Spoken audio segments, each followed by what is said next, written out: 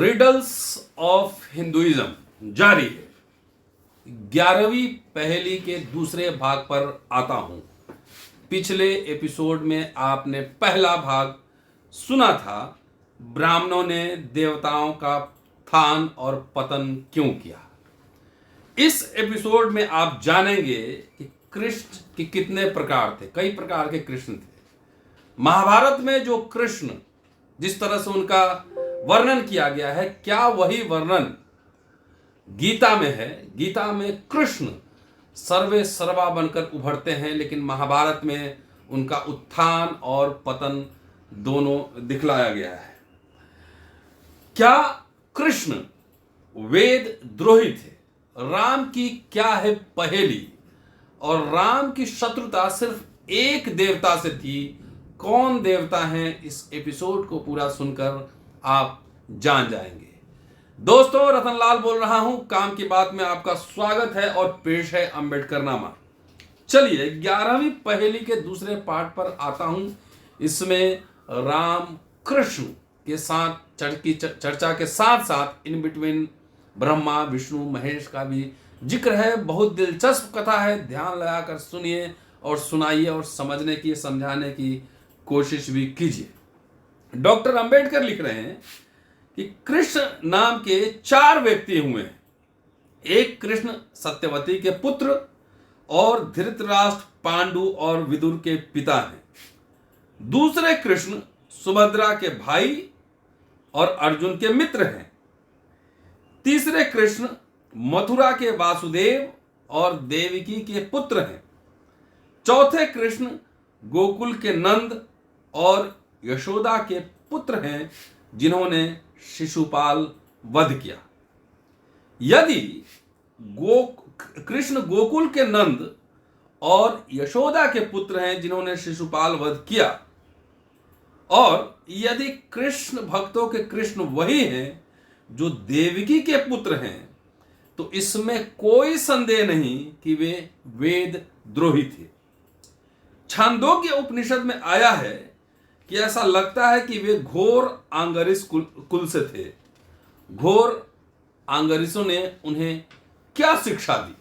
यहां पे डॉक्टर छांदोग्य उपनिषद का उदाहरण पेश करते हैं और कहते हैं कि यह स्पष्ट है कि घोर आंगिरस ने कृष्ण को आध्यात्मिक मुक्ति का जो उपदेश दिया, वह वेदों और वैदिक उपासना के प्रतिकूल विपरीत थी।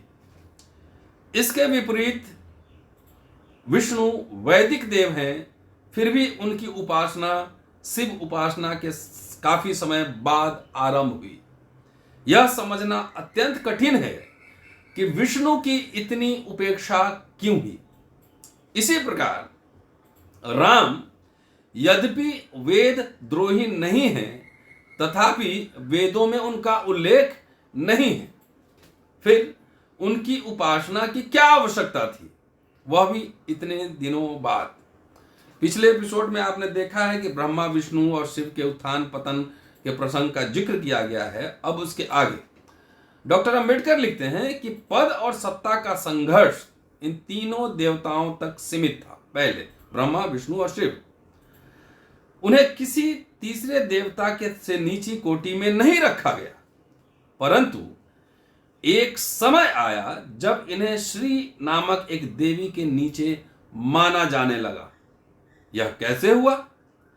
यह देवी भागवत में वर्णित है। देवी भागवत का कथन है कि श्री नामक देवी से संपूर्ण जगत की उत्पत्ति हुई, और यही देवी है जिसने ब्रह्मा विष्णु और शिव को उत्पन्न किया।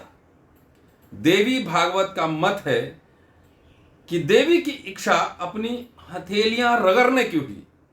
हथेलियां रगड़ने से एक चमक निकली। उस चमक से ब्रह्मा पैदा हुए। जब ब्रह्मा पैदा हो गए तो देवी ने उससे विवाह करने को कहा। ब्रह्मा ने यह कहकर इनकार कर दिया कि वह तो उनकी मां है। देवी कुपित हो उठी और उसने अपने कोप से ब्रह्मा को भस्म कर दिया। देवी ने दूसरी बार अपनी हथेलियां रगड़ी, फिर चमक पैदा हुई और दूसरा पुत्र उत्पन्न हुआ, दूसरा पुत्र पैदा हुआ, वह विष्णु था। देवी ने विष्णु से भी अपने साथ विवाह करने को कहा। विष्णु ने यह कहकर अनिच्छा प्रकट की कि वह उनकी मां है। देवी को क्रोध आया और विष्णु को भी जलाकर राख कर दिया। देवी ने तीसरी बार हथेलियां रगड़ी और तीसरी चमक में तीसरा पुत्र उत्पन्न हुआ, वह थे शिव। देवी ने शिव से विवाह करने के लिए कहा। शिव ने कहा, मैं तुम्हें दूसरा शरीर धारण कराता हूं। देवी तैयार हो गई। तभी शिव की दृष्टि राख के 2 ढेरों पर पड़ी। देवी ने कहा, ये तुम्हारे 2 भाई हैं जिन्हें मैंने जलाकर राख कर दिया, क्योंकि उन्होंने मुझसे विवाह करने से इनकार कर दिया था। इस पर शिव ने कहा, मैं अकेला कैसे विवाह कर सकता हूं? आप 2 स्त्रियां और उत्पन्न करें जिससे हम तीनों का विवाह हो सके। देवी ने वैसा ही किया जैसा शिव ने कहा था, और तीनों देवों ने देवी और उसके द्वारा उत्पन्न 2 देवियों से विवाह कर लिया। इस कथा के 2 बिंदु हैं। एक यह कि शिव ने यद्यपि पाप कर्म किया, तब भी इस भय से वे अधिक पाप नहीं कर पाए कि कहीं अपने दोनों प्रतिद्वंदियों की अपेक्षा उनकी प्रतिष्ठा गिर न जाए। और अधिक महत्वपूर्ण बात यह है कि ब्रह्मा विष्णु महेश का स्थान नीचे आ गया, क्योंकि अब वे देवी द्वारा उत्पन्न हुए। डॉक्टर अंबेडकर आगे लिख रहे हैं कि ब्रह्मा विष्णु और शिव के उत्थान पतन के विश्लेषण के पश्चात 2 नए देवों कृष्ण और राम के संबंध में उलटफेर पर विचार करना बाकी है। ब्रह्मा विष्णु और महेश की अपेक्षा कृष्ण की उपासना में कुछ कृत्रिमताएं हैं, बनावटीपन है। ब्रह्मा विष्णु और महेश जन्मजात भगवान थे। कृष्ण एक ऐसे व्यक्ति थे जिन्हें भगवान मान लिया गया। उन्हें कदाचित इस कारण देवत्व प्राप्त हुआ कि उन्हें विष्णु का अंशावतार माना जाता है, परंतु इसके बावजूद उन्हें उनके दुराचार के कारण जो उन्होंने गोपियों के साथ किया, अपूर्ण अवतार माना जाता है। यदि वह विष्णु के पूर्ण और विशुद्ध अवतार होते तो उनके वह कर्म भी अक्षम्य होते। बड़ा महत्वपूर्ण बात है कि कृष्ण अंशावतार है, और पूर्ण अगर होते तो अगर गोपियों के साथ भी अगर उस तरह से व्यवहार करते तो भी उनको जो है अक्षम्य कर दिया जाता। लिखते हैं डॉक्टर अंबेडकर कि इसके बावजूद सामान्य पुरुष कृष्ण सर्वोपरि बन गए। कृष्ण कितने महान बन गए वह भगवत गीता के अध्याय 10 और 14 से परिलक्षित होता है, दिखता है। इन अध्यायों में कृष्ण कहते हैं, अब कृष्ण जो अर्जुन को उपदेश दे रहे हैं, आपने फिल्म में टेलीविजन में देखा होगा, लेकिन पूरा उपदेश क्या है यह सुनिए। हे कुरुश्रेष्ठ, अब मैं तेरे लिए अपनी दिव्य विभूतियों को प्रधानता से कहूंगा, क्योंकि मेरे विस्तार का अंत नहीं है।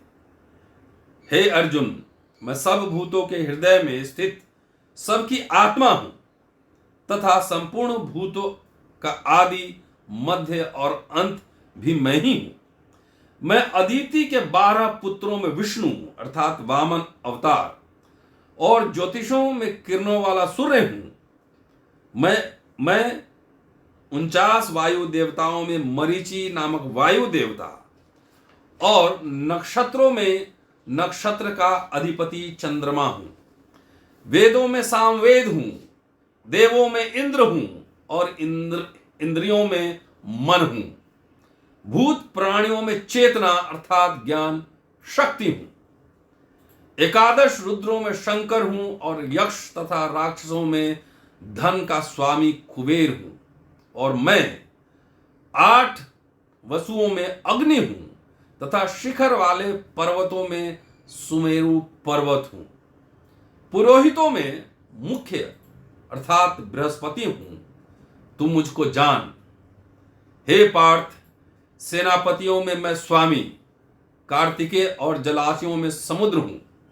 मैं महर्षियों में भृगु और वचनों में एक अक्षर अर्थात ओंकार हूं, तथा सब प्रकार के यज्ञों में जप यज्ञ और स्थिर रहने वालों में हिमालय पर्वत हूं।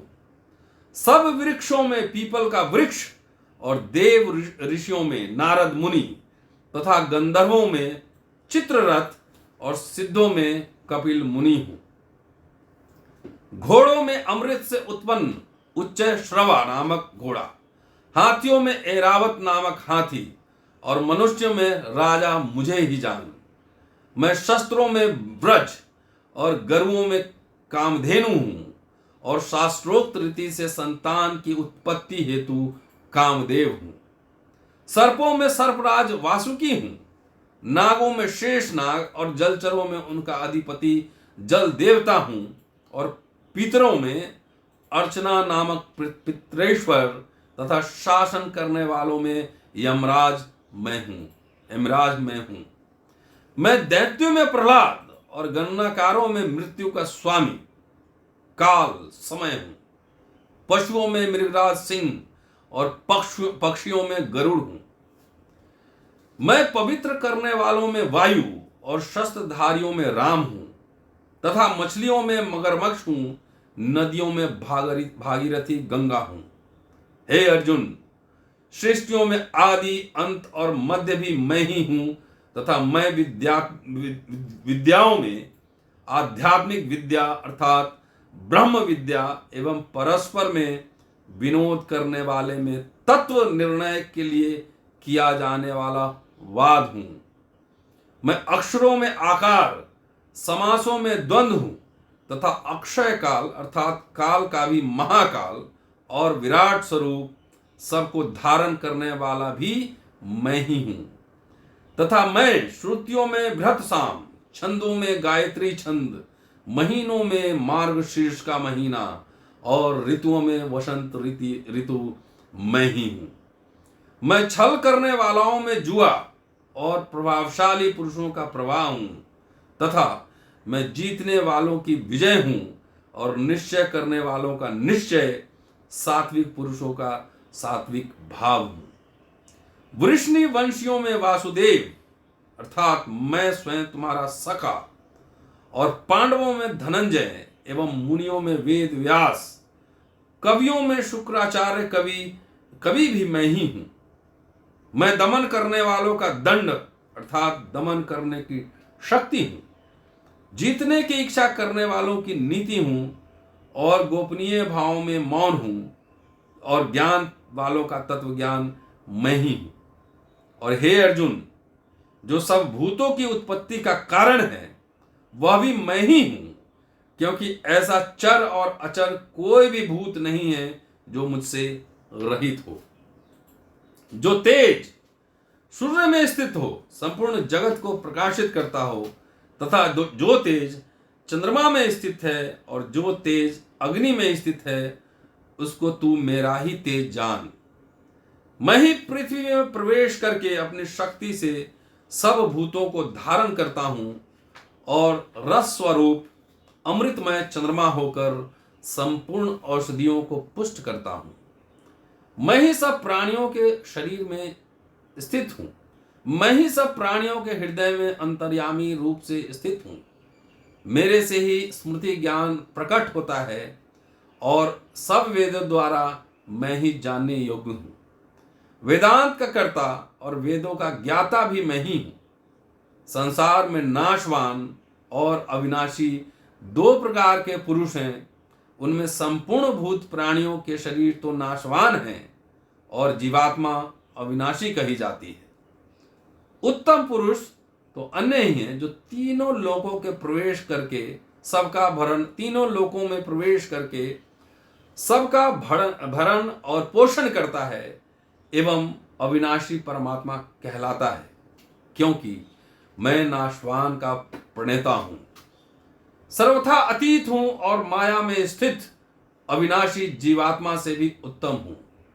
इसलिए लोक में और वेद में भी पुरुषोत्तम नाम से प्रसिद्ध हूं। यह कोट करने के बाद डॉक्टर अंबेडकर लिखते हैं, कि इस प्रकार स्पष्ट है कि जहां तक गीता का संबंध है, कृष्ण से महानतम कोई नहीं है, वह अन्य सभी देवों से उत्तम है। अब हम महाभारत पर आते हैं। हम क्या देखते हैं? हमें कृष्ण की स्थिति बदली हुई नजर आती है। वहां उनकी स्थिति में उत्थान पतन की कथा है, उत्थान पतन की कथा है। पहले कृष्ण का स्थान शिव के ऊपर है, यही नहीं, शिव से निम्न भी पाते हैं और उन्हें शिव की श्रेष्ठता स्वीकार करनी होती है। श्री कृष्ण की श्रेष्ठता प्रमाणित करने के संबंध में अनुशासन पर्व में एक उल्लेख है, और वह उल्लेख कुछ इस तरह से है, ध्यान पूर्वक सुनते रहिएगा। अनुशासन पर्व में लिखा गया है कि भगवान श्री कृष्ण ब्रह्मा जी से भी श्रेष्ठ हैं। वे सनातन पुरुष श्री हरि कहलाते हैं। उनके शरीर की कांति जाम्बुनद नामक स्वर्ण से के समान देदीप्यमान है। बिना बादल के आकाश में उदित सूर्य के समान तेजस्वी हैं। उनकी भुजाएं 10 हैं। उनका तेज महान है। वे देवताओं के शत्रु दैत्यों का नाश करने वाले हैं। वे देवताओं के शत्रु दैत्यों का नाश करने वाले हैं। उनके वक्षस्थल में श्री वत्स का चिन्ह शोभा पाता है। वे हृषिक अर्थात इंद्रियों के स्वामी होने के कारण ऋषिकेश कहलाते हैं। संपूर्ण देवता उनकी पूजा करते हैं। ब्रह्मा जी उनके उदर से और मैं उनके मस्तक से प्रकट हुआ। उनके शरीर के बालों से नक्षत्रों और ताराओं का प्रादुर्भाव हुआ। देवता और असुर उनके शरीर की रोमावलियों से प्रकट हुए। समस्त ऋषि और सनातन लोग उनके श्री विग्रह से उत्पन्न हुए। वे श्री हरि स्वयं ही संपूर्ण देवताओं और ब्रह्मा जी के धाम हैं। संपूर्ण पृथ्वी की सृष्टा और तीनों लोगों के स्वामी भी वे ही हैं। वे ही समस्त चराचर प्राणियों का संहार करते हैं। वे देवताओं में श्रेष्ठ, देवताओं के रक्षक, शत्रुओं का संताप देने वाले, सर्वज्ञ, सब में ओतप्रोत, सर्वव्यापक और सब ओर मुखों वाले हैं। वे ही परमात्मा, इंद्रियों के प्रेरक और सर्वव्यापी महेश्वर हैं। तीनों लोकों में उनसे बढ़कर कोई दूसरा नहीं। वे सनातन, मधुसूदन और गोविंद आदि नामों से प्रसिद्ध हैं। सज्जनों के आदर देने वाले वे भगवान श्री कृष्ण महाभारत युद्ध में संपूर्ण राजाओं का संहार कराएंगे। वे देवताओं का कार्य सिद्ध करने के लिए पृथ्वी पर मानव शरीर धारण करके प्रकट हुए। उनकी शक्ति और सहायता के बिना संपूर्ण देवता भी कोई कार्य नहीं कर सकते। संसार में नेता के बिना देवता कोई भी कार्य करने में असमर्थ है। और यह भगवान श्री कृष्ण सब प्राणियों के नेता हैं, इसलिए समस्त देवता उनके चरणों में मस्तक झुकाते हैं। देवताओं की रक्षा और उनके कार्य साधन में संलग्न रहने वाले वे भगवान वासुदेव ब्रह्म स्वरूप हैं। वही ब्रह्म ऋषियों को सदा शरण देते हैं। ब्रह्मा जी और मैं दोनों ही उनके शरीर के भीतर उनके गर्भ में बड़े सुख के साथ रहते हैं। उनके श्री विग्रह में संपूर्ण देवता भी सुखपूर्वक निवास करते हैं। उनकी आंखें कमल के समान सुंदर हैं। उनके गर्भ वक्षस्थल में लक्ष्मी का वास है। वे सदा लक्ष्मी के साथ निवास करते हैं। देवताओं के कल्याण हेतु गोविंद मनु के वंश के होने चाहिए। उनमें श्रेष्ठ बुद्धिमता है और प्रजापति के उत्कृष्ट मार्ग पर अग्रसर है, जिनमें धर्म परायणता के सभी लक्षण विद्यमान हैं। यह दक्ष ब्राह्मणों के प्रति श्रद्धालु हैं। इसमें विख्यात वीर हुए हैं, जिनमें सदाचर के श्रेष्ठ गुण विद्यमान हैं, जो धर्म प्राण विशुद्ध क्षत्रियों के विरोचित गुण हैं। ये अनक दुंदुभि के वंशज हैं, जिन्हें अपनी जाति को वासुदेव के रूप में पोषित किया। वासुदेव के यहाँ चतुर्भुज का जन्म होना चाहिए। वासुदेव उदार चेता ब्राह्मण सेवी हैं। ब्रह्मा के समक्ष उनकी छवि ब्राह्मण प्रिय की है। हे देवताओं, इस देव की यथेष्ट पूजा करो, और जैसा कि अविनाशी ब्रह्मा की जाती है, उन्हें श्रद्धा के पुष्पहार चढ़ाओ। जो मुझे पिता ब्रह्मा के रूप में पाना चाहते हैं, वे इस दैवी गौरवान्वित वासुदेव को नमन करें। इस विषय में मैं निसंकोच कह सकता हूं, इनके दर्शन मेरे दर्शन है, अर्थात पिता ब्रह्मा के दर्शन तब ही इसका धन है, दर्शन तब ही इनका धन है। अंबेडकर यहां कहते हैं, लिखते हैं कि अब हमें यह देखना है कि कृष्ण को देवताओं में पहले सर्वश्रेष्ठ और बाद में पतित कैसे घोषित किया गया, क्या लीला हुई, क्या खेल हुआ।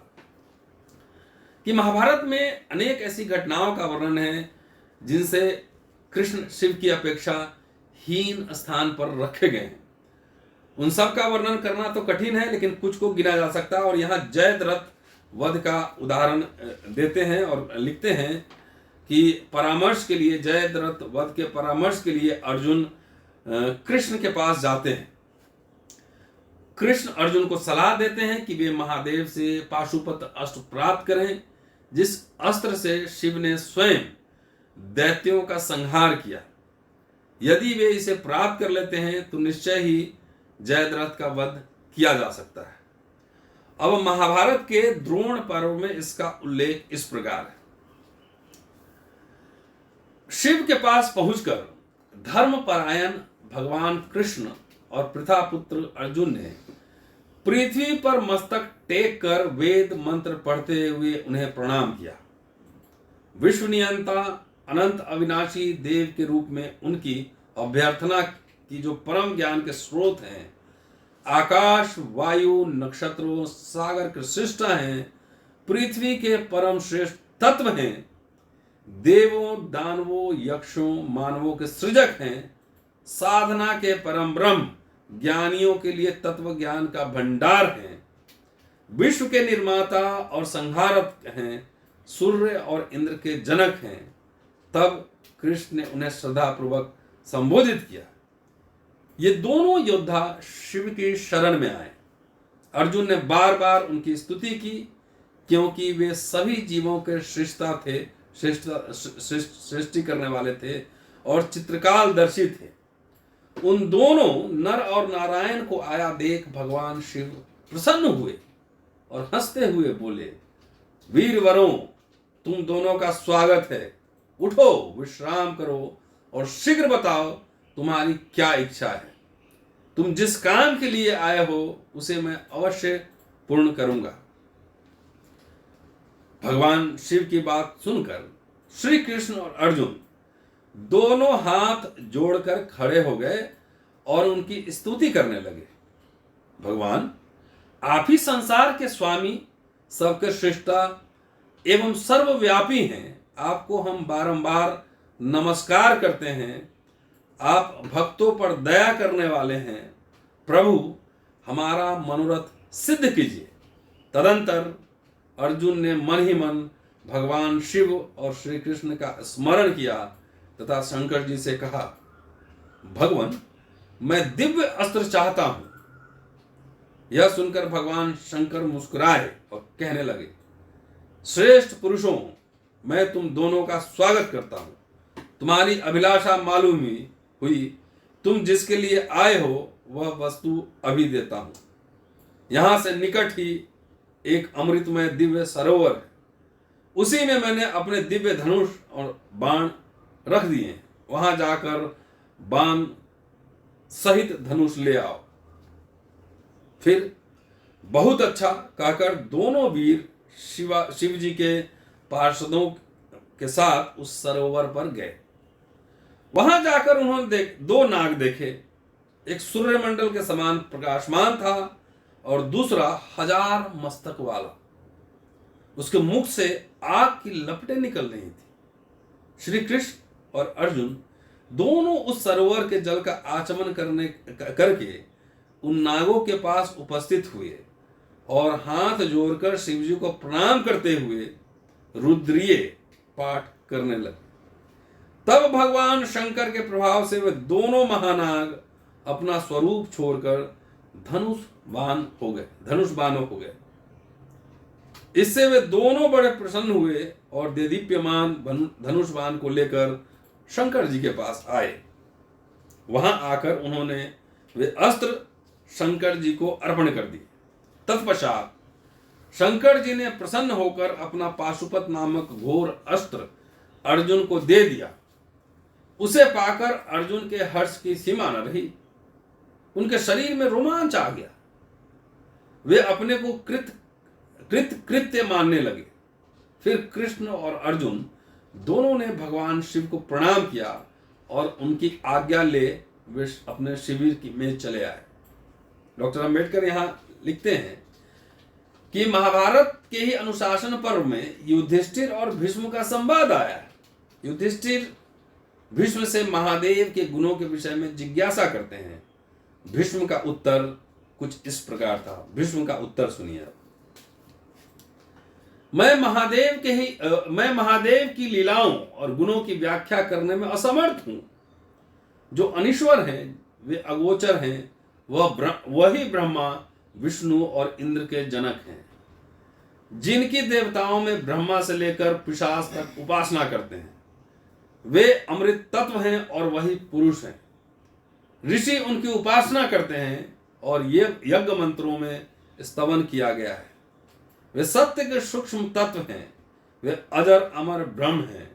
वे विद्वान भी है और अविद्वान भी। उन्होंने शक्ति से आत्म तत्व प्राप्त किया है और वे देवाधिदेव और प्रजापतियों के स्वामी हैं।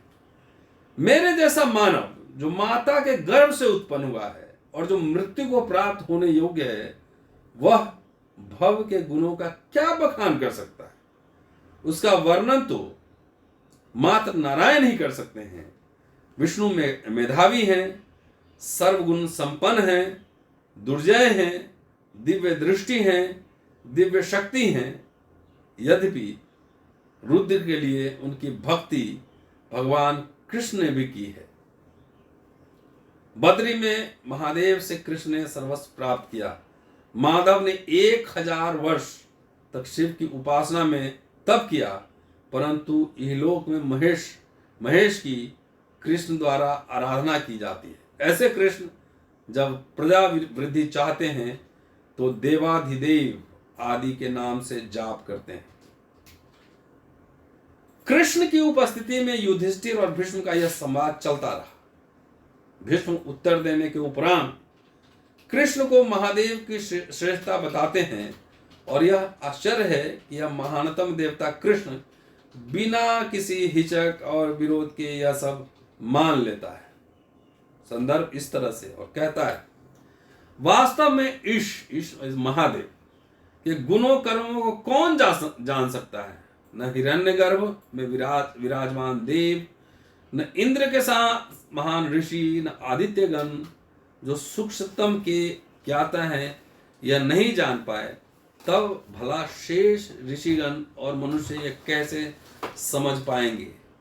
असुरों के हंता इस देवाधिदेव के गुणों का मैं बखान करूंगा, जो सब धार्मिक अनुष्ठानों के स्वामी हैं।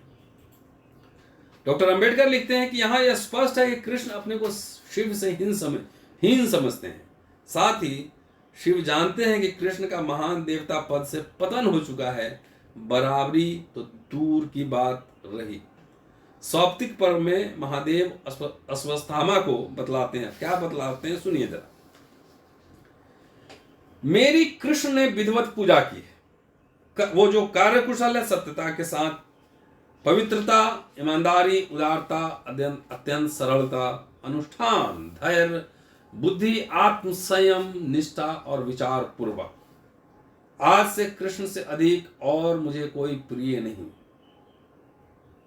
यहां डॉक्टर अंबेडकर कहते हैं, शिव ही क्या, हर देवता से श्रेष्ठतम कृष्ण जो वास्तव में परमेश्वर थे, यहाँ शिव के मात्र अनुयायी बनाए दिए जाते हैं जो मामूली सा वरदान मांगते फिरते हैं। कृष्ण के पतन की कथा यहीं समाप्त नहीं होती। उन्हें और भी अपमान सहन करने पड़ते हैं। कृष्ण शिव के मुकाबले अपना दर्जा नीचा स्वीकार कर लेते हैं, यहां तक कि वे उपमन्यु के अनुयायी बन जाते हैं, जो कि महान शिव भक्त है। कृष्ण उससे शैव मत की दीक्षा ग्रहण करते हैं। उपमन्यु एक ब्राह्मण है। कृष्ण स्वयं कहते हैं, शास्त्रानुसार 8वें दिन उस ब्राह्मण उपमन्यु ने मुझे दीक्षित किया।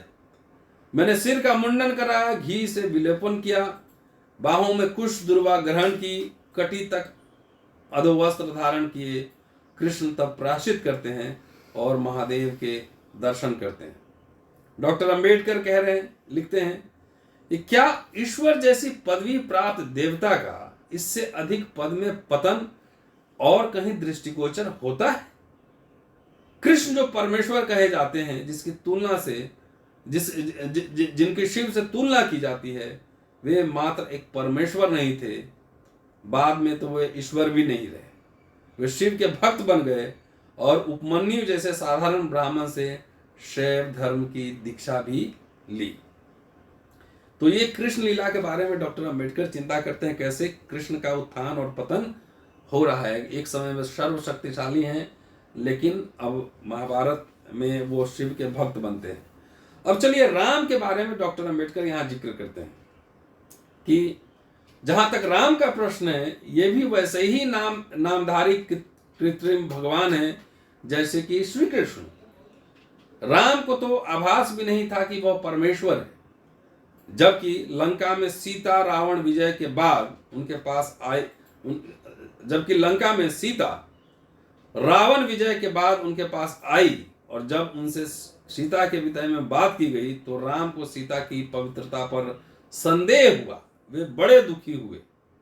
रामायण में यह प्रसंग इस प्रकार है, जरा सुनते जाइए। प्रसंग ऐसे है, इसी समय यक्षराज कुबेर पितरों सहित यमराज देवताओं के स्वामी सहस्र नेत्रधारी इंद्र, जल के अधिपति वरुण, त्रिनेत्रधारी तेजस्वी वृष भवाहन के स्वामी महादेव, संपूर्ण जगत के श्रेष्ठा ब्रह्मा, वेद के ज्ञाता, स्वर्ग से राजा दशरथ लंकापुरी में पधारे राम के समक्ष प्रकट हुए। भगवान श्री राम उनके साथ सामने हाथ जोड़कर खड़े थे। वे श्रेष्ठ देवता आभूषणों से अलंकृत अपनी विशाल भुजाओं को उठाकर उनसे बोले, राम, आप संपूर्ण विश्व में श्रेष्ठता, ज्ञानियों में श्रेष्ठ और सर्वव्यापक हैं, फिर इस समय अग्नि में प्रविष्ट सीता की उपेक्षा कैसे कर रहे हैं? आप समस्त देवताओं में श्रेष्ठ विष्णु ही हैं, इस बात को कैसे नहीं समझ रहे हैं? पूर्व काल में वसुओं के प्रजापति जो ऋतधाम नामक वसु थे, वे आप ही हैं। आप तीनों लोकों के आदिकर्ता स्वयं प्रभु हैं। रुद्र में 8वें रुद्र और सांध्यों में 5वें साध्य आप भी हैं। अश्विन आपके कान हैं और सूर्य तथा चंद्रमा नेत्र हैं। शत्रुओं को संताप देने वाले सृष्टि के आदि, अंत और मध्य में आप ही दिखाई देते हैं। फिर आप सीता की एक साधारण मनुष्य की भांति उपेक्षा कर रहे हैं। उन लोकपालों से ऐसा कहने पर धर्मात्माओं में श्रेष्ठ राम ने आश्चर्यचकित हो उन देवताओं से कहा, देवगण, मैं तो अपने को मनुष्य दशरथ पुत्र राम ही समझता हूं। देवगण बताएं, मैं कौन हूं और कहां से आया हूं? ऐसा कहने पर ब्रह्मा जी ने राम को कहा, सत्य पराक्रमी, आप मेरे सत्य वचन सुने। आप दिव्य शक्तियों से अभियुक्त हैं। आप चक्र धारण करने वाले सर्वसमर्थ नारायण देव हैं। आप चक्र धारण करने वाले सर्वसमर्थ नारायण देव हैं। एक दाढ़ वाले पृथ्वीधारी वराह हैं तथा देवताओं के भूत एवं भावी शत्रुओं को जीतने वाले हैं। आप अविनाशी परम ब्रह्म हैं। सृष्टि के आदि, मध्य और अंत में सत्य से विद्यमान है। आप ही लोगों के परम धर्म हैं। आप ही विष्णु चतुर्भुज, आप ही धनुर्धारी हैं। आप ही सारंग, ऋषिकेश, अंतर्यामी, आदि पुरुष और पुरुषोत्तम हैं। आप किसी से पराजित नहीं होते। आप अपराजय खड्गधारी विष्णु एवं महाबली कृष्ण हैं। आप ही देव सेनापति तथा परम सत्य हैं।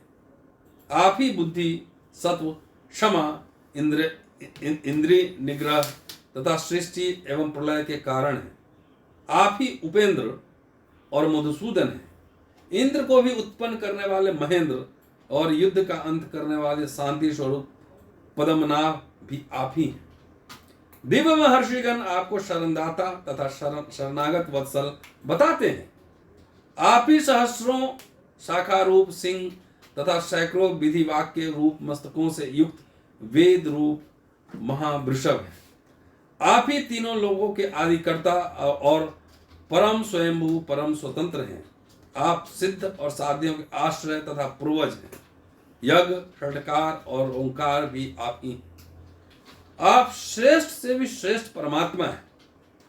आपके आविर्भाव और तिरोभाव को कोई नहीं जानता। आप कौन हैं इसका भी किसी को पता नहीं। समस्त प्राणियों, गौओं तथा ब्राह्मणों में भी आप ही दिखाई देते हैं। समस्त दिशाओं में, आकाश में, पर्वतों में और नदियों में भी आपकी ही सत्ता है। आपके सहस्रों चरण, सैकड़ों मस्तक और सहस्रों नेत्र हैं। आप ही संपूर्ण प्राणियों को पृथ्वी का अंत हो जाने पर आप ही जल के ऊपर महान सर्प शेषनाग के रूप में दिखाई देते हैं। श्री राम आप ही तीनों लोकों तथा देवता, गंधर्व और दानवों को धारण करने वाले विराट पुरुष नारायण हैं। सबके हृदय में रमण करने वाले परमात्मा हैं। मैं ब्रह्म आपका हृदय हूं और देवी सरस्वती आपकी जीवा है। प्रभु, मुझ ब्रह्म ने जिनकी सृष्टि की है वे सब देवता आपके विराट शरीर में रोम है। आपके नेत्रों का बंद होना रात्रि, खुलना ही दिन है। वेद आपके संस्कार हैं। आपके बिना इस जगत का अस्तित्व नहीं है। संपूर्ण विश्व आपका शरीर है। पृथ्वी आपकी स्थिरता है। अग्नि आपका कोप है और चंद्रमा प्रसन्नता है। वक्ष स्थल में श्रीवस्त्र चिन्ह धारण करने वाले भगवान विष्णु आप ही हैं। पूर्व काल में बावनावतार के समय आपने ही तीनों पगों में तीनों लोक नाप लिए थे। आपने अत्यंत दारुण दैत्यराज बलि को बांधकर इंद्र को तीनों लोकों का राजा बनाया था। सीता साक्षात लक्ष्मी हैं और आप भगवान विष्णु हैं। आप ही सच्चिदानंद भगवान श्री कृष्ण एवं प्रजापति हैं। मनुष्य आपको ही सृष्टि का पालक, श्रेष्ठा और संहार का परम स्रोत मानता है। यहां अंबेडकर कहते हैं कि यह स्पष्ट है कि राम को जानबूझकर बनावटी पूर्वक भगवान बता दिया गया। जैसे कृष्ण एक मानव से भगवान बना दिए गए। ब्रह्मा, विष्णु और महेश की तरह वे जन्मदात भगवान नहीं थे। उन्हें ब्राह्मणों के नायक परशुराम से भी हिंसित कर दिया गया। और रामायण में यह कथा इस प्रकार है। जब राजा दशरथ मिथिलापति जनक, जिनकी पुत्री से अभी राम का विवाह हुआ था, से विदा लेकर अपने राज्य को लौट रहे थे तो उनके समक्ष अनेक अपशकुन हुए। उनके चारों ओर भयंकर स्वर वाले पक्षी चित्कार उठे और भूमि पर विचरने वाले मृग दाहिनी ओर चलने लगे। यह देखकर दशरथ ने वशिष्ठ से पूछा, पक्षी चीख रहे हैं और मृग दाहिनी ओर चल रहे हैं, यह शकुन शुभ भी है और अशुभ भी। यह क्या बात है? मेरा हृदय शंका से भर उठता है। तब वशिष्ठ बोले, यह परशुराम के आगमन की चेतावनी है जो तूफान की तरह आ रहे हैं। बड़े भयानक दिखाई दे रहे हैं। कंधे पर फरसा और धनुष बाण है। दशरथ ने आदर पूर्वक अभिवादन किया, जिसे परशुराम ने स्वीकार कर लिया और दशरथ पुत्र राम की ओर बढ़े। कहा, राम, तुम्हारा बहुत पराक्रम सुना है। जनक द्वारा दिया गया धनुष तुमने तोड़ दिया है। मैं दूसरा धनुष लेकर आया हूं। इसकी प्रत्यंचा खींचकर बाण चढ़ाओ। बाण चढ़ाने में तुम्हारे बल का अनुमान लगाकर ही मैं तुम्हारे साथ द्वंद्व करूंगा। राम ने उत्तर दिया, यद्यपि उनके विरोधी ने उनकी युद्ध प्रियता की निंदा की है, तथापि वे उन्हें अपनी शक्ति का परिचय देंगे। तब उन्होंने क्रोध में परशुराम का धनुष छीन लिया और उस पर प्रत्यंचा चढ़ा दी और चुनौती देने वाले परशुराम से कहा कि मैं उन पर प्रहार नहीं करूंगा क्योंकि वे एक ब्राह्मण हैं। फिर उनके परिजन विश्वामित्र का भी ध्यान आया, परंतु मैं उनकी मानवेतर शक्ति को छीन कर दूंगा, विचरण शक्ति समाप्त कर दूंगा तथा उनकी तपस्या के बल को नष्ट कर दूंगा। इस अवसर पर देवतागण प्रकट हुए। परशुराम बुझ से गए और शक्तिहीन हो गए और दीन भाव से कहा कि उनके विचरण की शक्ति से उन्हें वंचित न करें, नहीं तो वे कश्यप को दिया गया वचन पूरा नहीं कर पाएंगे कि वे प्रत्येक रात्रि को उनके पास पहुंचेंगे। उनकी यह सहजता नष्ट हो जाएगी। डॉक्टर अंबेडकर यहाँ कंक्लूड करते हैं। आप पूरे 2 एपिसोड में देखा होगा कैसे ब्रह्मा विष्णु महेश में आपसी खींचतान भी है, उतार चढ़ाव है, उसी तरीके से कृष्ण को लेकर है। तमाम ये बातें सुनेंगे और ये सब कहते हुए डॉक्टर अंबेडकर कंक्लूड करते हैं कि इस अपवाद के अतिरिक्त राम की किसी भी अन्य देवता से कोई शत्रुता नहीं थी। वह जहां भी रहे सब प्रबंध करते रहे। अन्य देवों की कथाएं भिन्न हैं। ब्राह्मणों के हाथों वे गरीब प्राणी मात्र खिलौने बनकर रह गए। ब्राह्मणों ने देवताओं के साथ इस प्रकार का घटिया व्यवहार क्यों किया? देवताओं को ब्राह्मणों ने समय समय पर उतार चढ़ाव कराया, उत्थान पतन कराया। देखिएगा 11वीं पहेली और इस एपिसोड के लिए पेज नंबर 85 से 95 तक देखिएगा। पूरा वीडियो सुनिए और शेयर करते रहिए। शुक्रिया। जल्दी मिलता हूं अगले एपिसोड में। जय भीम। Thank you.